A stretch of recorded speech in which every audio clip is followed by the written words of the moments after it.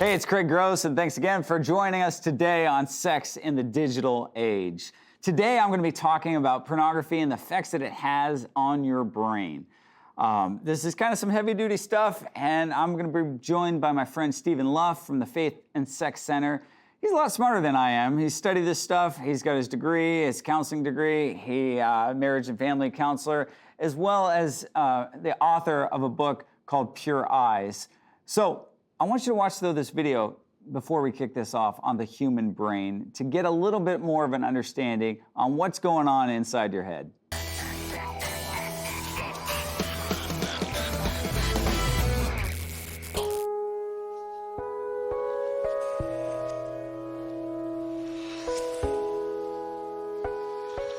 The human brain, made of approximately 100 billion neurons, the same number of stars that exist within our galaxy. The human brain monitors and regulates all of the body's actions and reactions. With over 5 trillion chemical operations occurring every second, and signals being transferred at speeds of over 260 miles per hour, our brain is rapidly analyzing and responding to all of the sights, sounds, and smells all around us. Now, because we are all born slaves to sin, our mind has been programmed to behave out of selfish desire. The way we think, dream, reason, and act are limited to the ways of this world. Now consider the facts for a moment. For every behavior we experience, our brain creates a neurological pathway.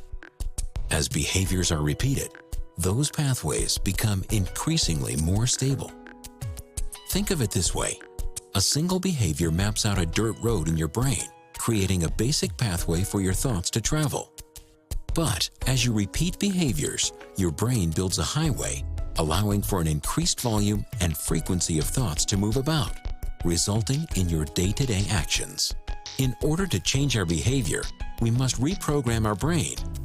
It requires the deconstruction of existing highways and is a process that takes time. The Bible directs us to take every thought captive and to commit daily to the renewing of our mind through the power of God's Word. And in time, the result is the formation of an entirely new neurological roadmap, leading you to the life you were meant to live.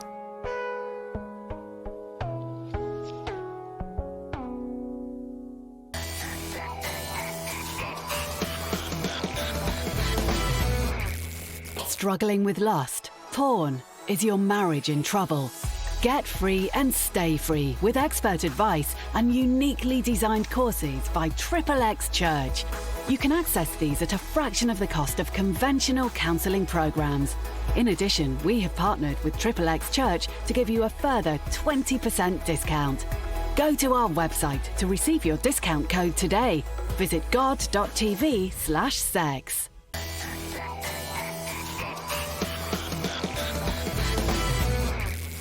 Welcome back to Sex in the Digital Age.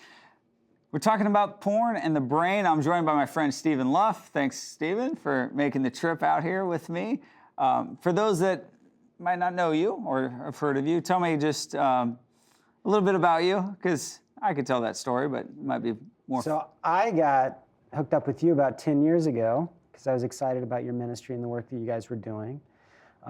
And I needed a switch in my life because I didn't feel like what I was doing was as meaningful as some other things that I could be doing. So I went to seminary, and then I also went to get a master's in clinical psychology, and now I'm a licensed marriage and family therapist in the state of California. Yeah, and the funny part about this is Stephen actually paid for us to come to his church to speak. And because he was so passionate about this topic, the pastor said, well, then you lead the men's group after we're gone.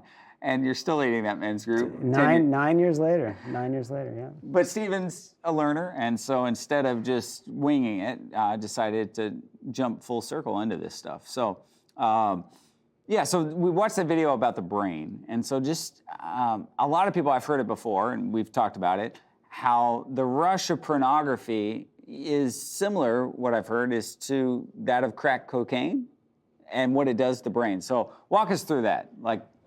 Well, probably the best way to do is to say that you've got behavioral rewards and then a chemical reward. So behavioral reward would be sex or food. Chemical reward would be, you said crack, right? They're still working on the same substance in the brain, which is dopamine. Dopamine is what drives all rewards, what we want to get in life, what gives us pleasure, the things that give us pleasure.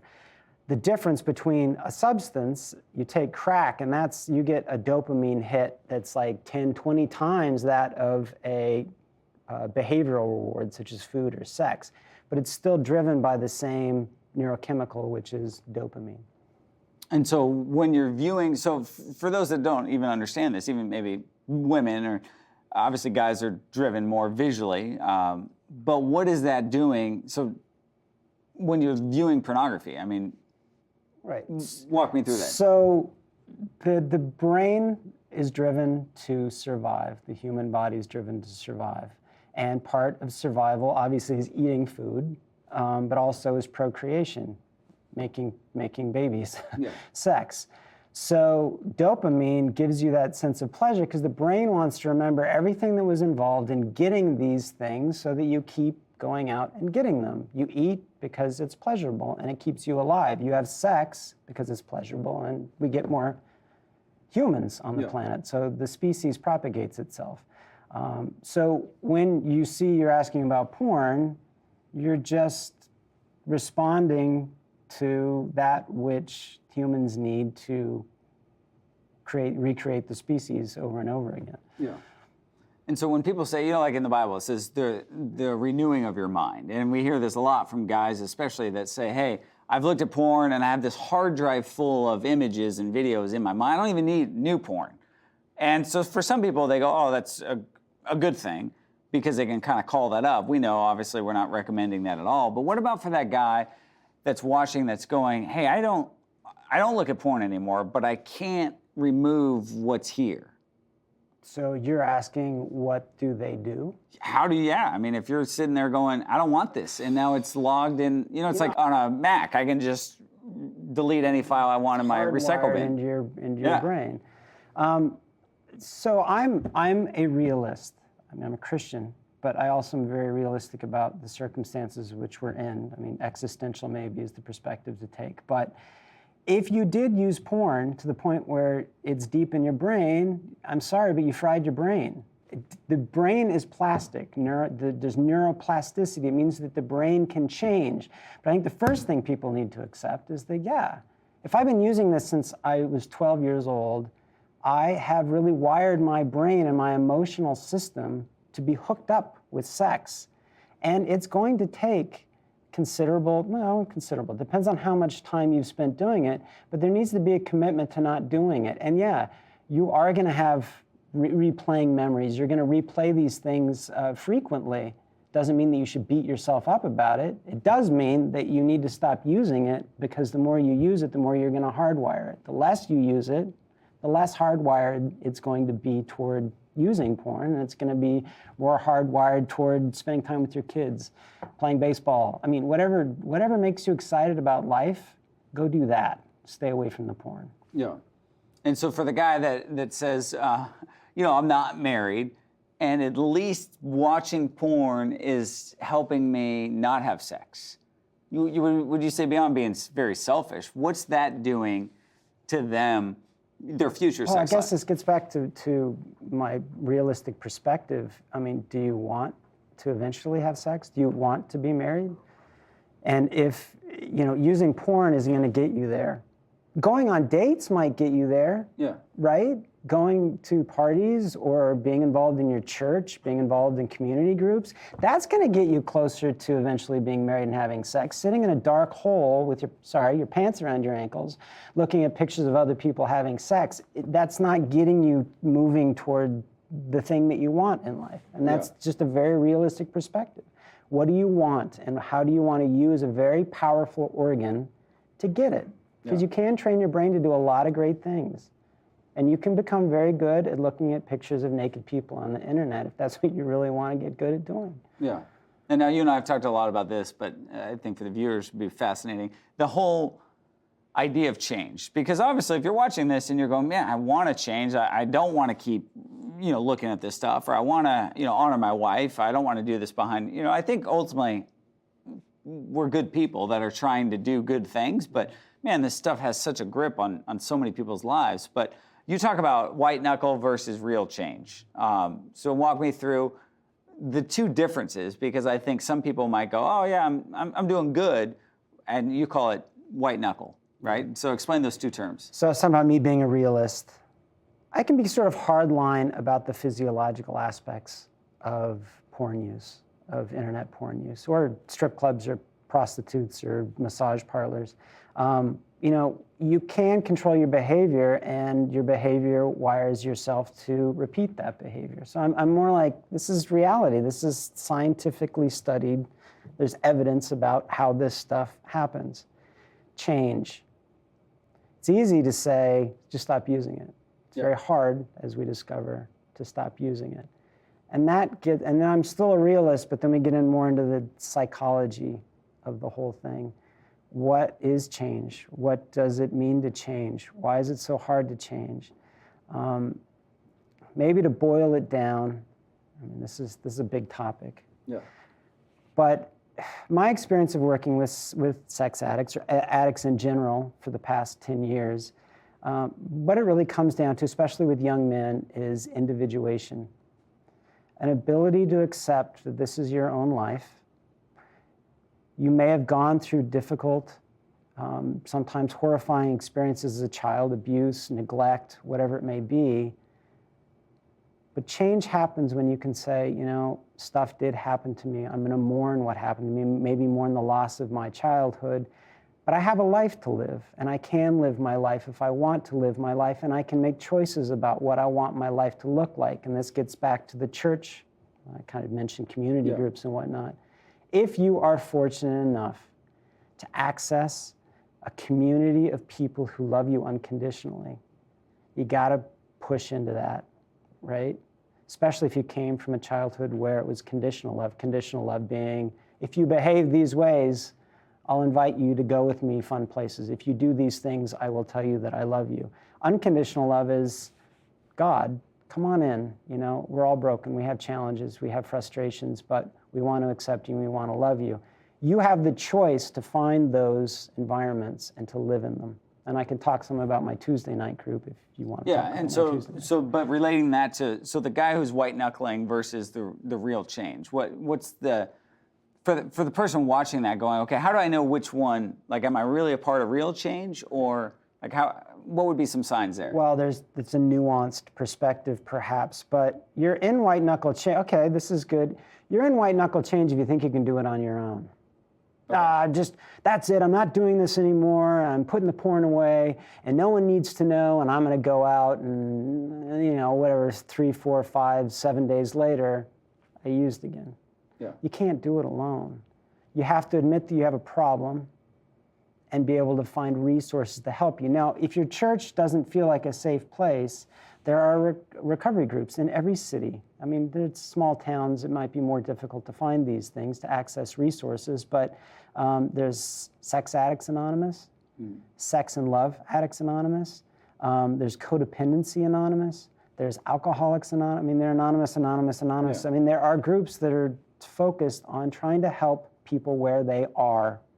It's just a willingness to change. But we could talk more about the etiology or the beginning of sex addiction, how it begins. But the reality of it is that sex addiction is a way to get your needs met in isolation, which means that if you really are changing, you're getting your needs met in community. Yeah. It's a big difference. So, Hey, we're going to come back after the break and talk about just trauma. Because I think a lot of times people go, oh, well, guys just like to look at porn and naked women. But oftentimes we don't think of the deeper issues going on that are maybe causing that. You would say, what are you medicating? So we're going to get back with that after the break. Go ahead and watch this.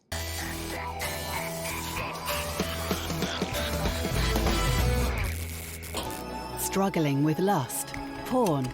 Is your marriage in trouble? Are your children asking awkward questions about sex? XXX Church offer expert advice in uniquely designed courses at a fraction of the cost of conventional counseling programs. Best sex life now. Whether you've been married for 20 years or 20 days, this course is a must for those who want a great marriage that includes a great sex life.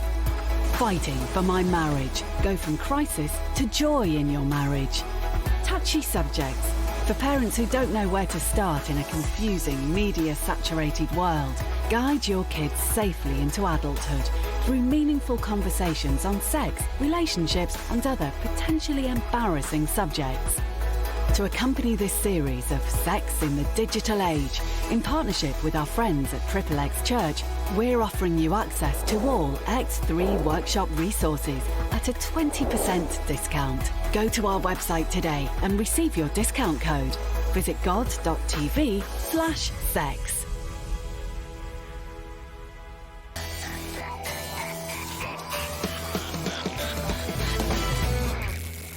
Hey, welcome back to Sex in the Digital Age. We're talking all things porn, the brain, here with Stephen Luff.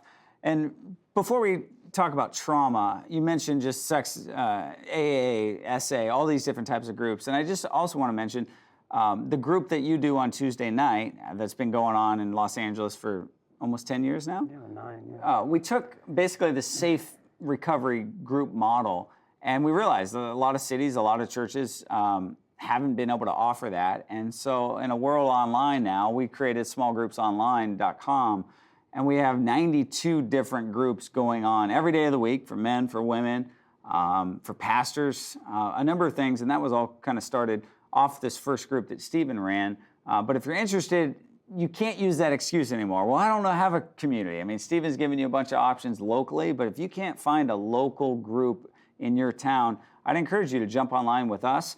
You'll find one leader and 8 to 10 men or women that are going through the same thing that you're going through.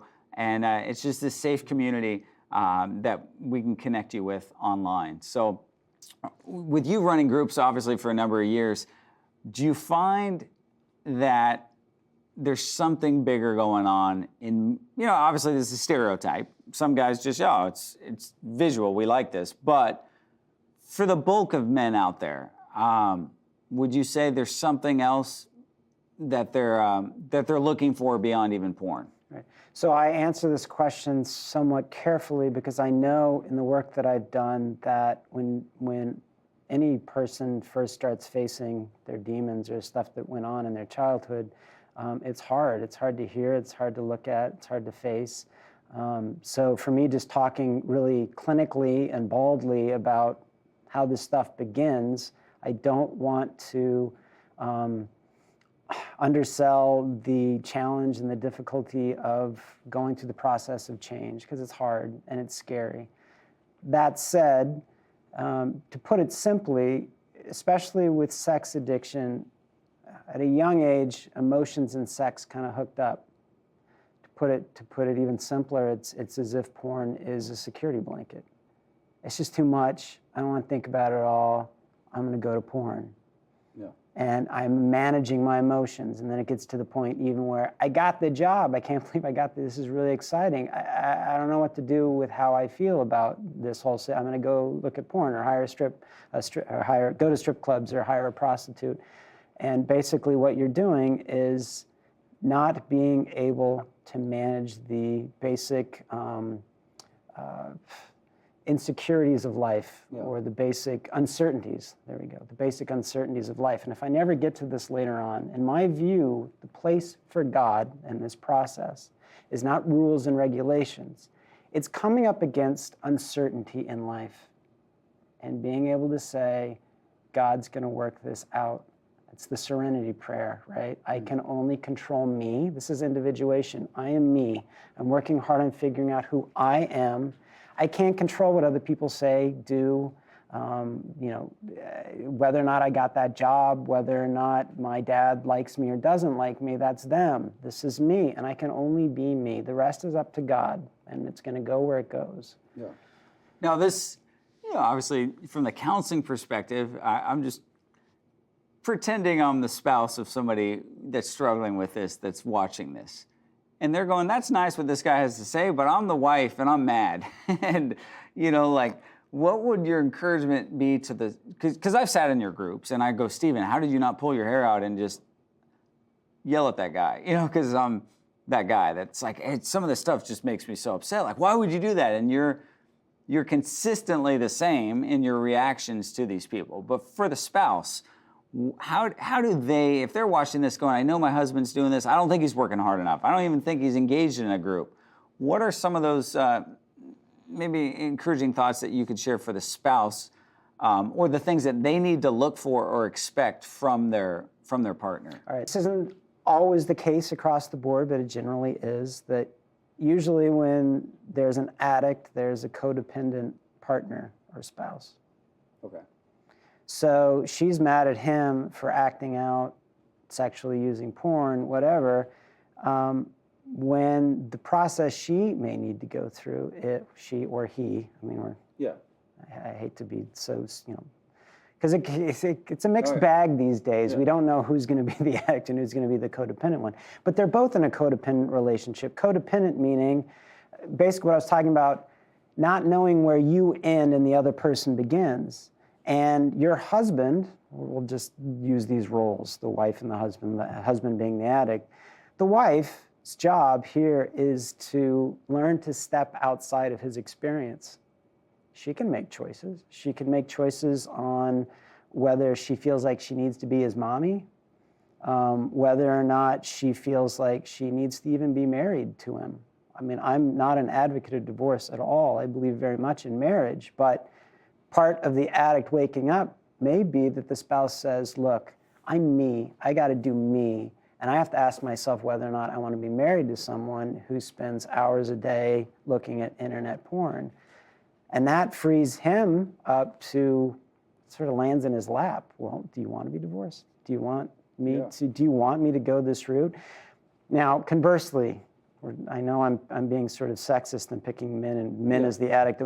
But oftentimes when the addict starts to change, and the spouse wanted the addict to change, but the addict starts to change, the spouse panics because the spouse then is losing that codependent relationship because he's individuating. Yeah. He's going through that, like I said, he's going through that process saying, I'm not going to use substances of abuse to control my or to manage my emotions anymore. Instead, I'm going to embrace uncertainty, embrace the fact that people may not like who I am, and just live in the tension of life. She might be like, wait, I got something out of this dance that we were in, of you messing up and me coming in and scolding you and and she may that may trigger her codependency to the point where she's going to try to start badgering him, or vice versa, him, to kind of return to the addiction. So they're both hooked up in this dance. So change isn't just about, if you're married, if you have a partner, isn't just about the addict changing, it's also about the partner changing, which means that both people need to look at themselves and do their own work and individuate and become their own people. Yeah, it's interesting. We launched this program called Recover, recover.org, and it's a whole program that we worked on for spouses, and mainly for, obviously, this program is designed for women of addicts, married to addicts, or the girlfriends of guys who use. And it was developed by just all women who have lived this thing out. So, I mean, it's probably the best resource that we've created from just how it looks, and just, it's amazing. But what we found, what I never knew what we were in for, was women, when we presented this to them, and it came out of 10 years of us hearing from women going, his porn use has hurt me in these ways because I don't feel like I'm beautiful. I don't feel like he's desired me. And so we know that there's a lot of issues, and a lot of guys are selfish. They don't think about how this affects somebody else. So we developed this whole program, but the hardest thing that we've dealt with in putting it out there, it seems like, stereotype, is the women that go to our website but I need him to get fixed. Like, they don't think that they need help. Why are you trying to help me? It's his problem. And that's where it's like, how come people don't understand, like, the effects that this is taking, for the man that doesn't realize what it's doing to your wife. And for the wife, to realize like how this has broken you down. Like, well, there's that, but I would even say that the wife, if we're going to keep going with that the wife's job is to ask herself questions like, why do I need his validation? Can I be pretty without him telling me that I'm pretty? Can I be pretty without, I exist whether he's an addict or not, and I can make my own choices based on that. Mm-hmm. If I may go off on this, maybe it's too much, but we were talking about what starts sex addiction, or what even starts codependency, and it's that validation. If you grew up in a household where you weren't seen, you weren't heard, you weren't acknowledged, you weren't validated. I see you. Like a good parent, good enough parent would say, I see you. Yeah, you did that thing. I didn't like that you drew all over the table, but I still see you. We don't do that, but I still love you, right? You have less of a tendency to become an addict as you get older because there's a sense of self. I'm inherently lovable. Well, the codependent spouse is struggling with, am I good enough as I am? That's the same challenge that the addict is going through. So they both need to go through this individuation process. They both need to change. Yeah. Oh, that's crazy stuff. Hey, if you'll come back later in the season, I got a ton more questions that we didn't even get to. I hope this has been helpful to you. It's not easy. I think if you can hear one thing on this, it's very complicated stuff that doesn't resolve in one conversation with your spouse or with the addict. But I would encourage you, whether you're the spouse or you're the addict, to seek help individually before you try and kind of conquer this together, because this is affecting both of you in different, unique ways that, you've got to both be healthy before then your marriage is going to be healthy. So we hope this helps. Thanks for joining us on Sex in the Digital Age with Craig Gross and Stephen Luff.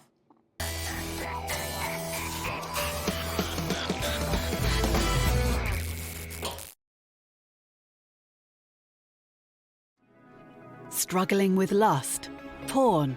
Is your marriage in trouble? Has your spouse been unfaithful?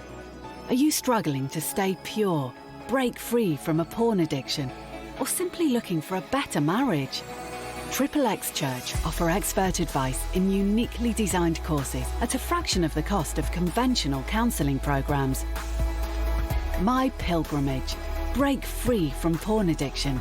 Hear from those who have faced the very same battles and know that freedom from sexual struggle is possible. Need more?